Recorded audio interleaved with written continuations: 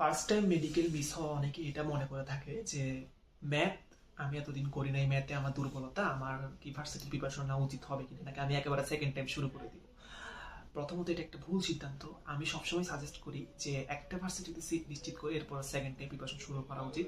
কারণ যেহেতু তুমি এখনো একটা সদ্য চান্স মিস করছো, তো তোমার একটা কনফিডেন্সের ল্যাকিংস আছে, যেটা ভার্সিটির একটা সিট পেলে বুস্ট হবে অনেক, এবং সেটা তোমার সেকেন্ড টাইম প্রিপারেশনে অনেকটা হেল্প করবে।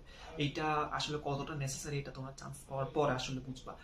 তো দ্বিতীয়ত, যদি তোমার এইচএসসিতে ম্যাথ কম্পালসারি থাকে, তাহলে হচ্ছে ডিউতে ম্যাথ আনসার করা লাগে।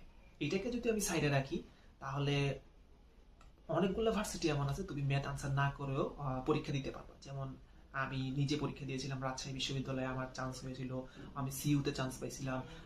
এভাবে জাবি ডি ইউনিটেও মোটামুটি একটা পজিশন আসছিল। তো এইভাবে অনেকগুলো ভার্সিটি আছে যেখানে বিভিন্ন ইউনিটে আমার ম্যাথ আনসার না করলে হয়। এছাড়া বিভিন্ন বিভাগ পরিবর্তন ইউনিট আছে, অনেকে এগুলো তো ট্রাই করে থাকে। মোদ্দা কথা হচ্ছে, ম্যাথ না পারলে আমি ভার্সিটি দিতে পারবো না। আমি মেডিকেল প্রিপারেশন, আমি ভার্সিটি অ্যাডমিশন দিতে পারবো না, ভার্সিটি ক্র্যাক করা সম্ভব না। এটা হচ্ছে একটা ভ্রান্ত ধারণা। আমাদের ফার্স্ট টাইমার অনেক মেডিকেল স্টুডেন্টের অনেক এটা প্রচলিত একটা ধারণা। এটা আসলে একটা ভুল ধারণা। এছাড়াও যদি আমি বলি যে এইসব জায়গায় ম্যাথ আনসার করা লাগে, যদি আমি ডিউর কথা বলি, যদি আমি জাবিয়া ইউনিটের কথা বলি, যদি কৃষির কথা বলি, এভাবে বিভিন্ন ভার্সিটিতে আনসার করা লাগে।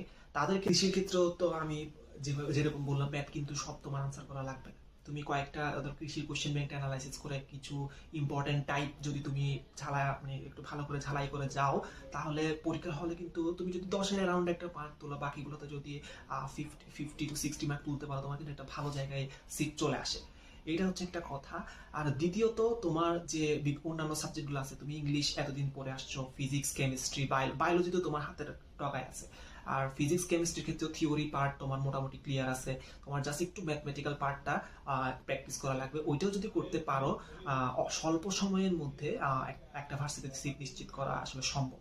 তো ওভারঅল যদি আমি আমার কথাটাকে সামারি করি, তোমার উচিত হবে ম্যাথের জন্য চিন্তা না করে তুমি যেসব ভার্সিটিতে প্রথমত ম্যাথ আনসার করতে হয় না সেগুলোকে টার্গেটে রাখো।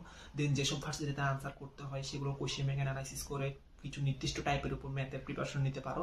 অ্যান্ড ওভারঅল যে কোনো ভার্সিটির জন্যই, যেখানেই তুমি পরীক্ষা দিতে যাও না কেন, ওই ভার্সিটির কোশ্চেন ব্যাংকটা নিবা, কোশ্চেন ব্যাংকটা ভালো করে অ্যানালাইসিস করবা, এবং সেই অনুযায়ী যদি তুমি পড়ালেখা করতে পারো, ইনশাল্লাহ একটা সিট ক্র্যাক করা তোমার জন্য সহজ হয়ে যাবে।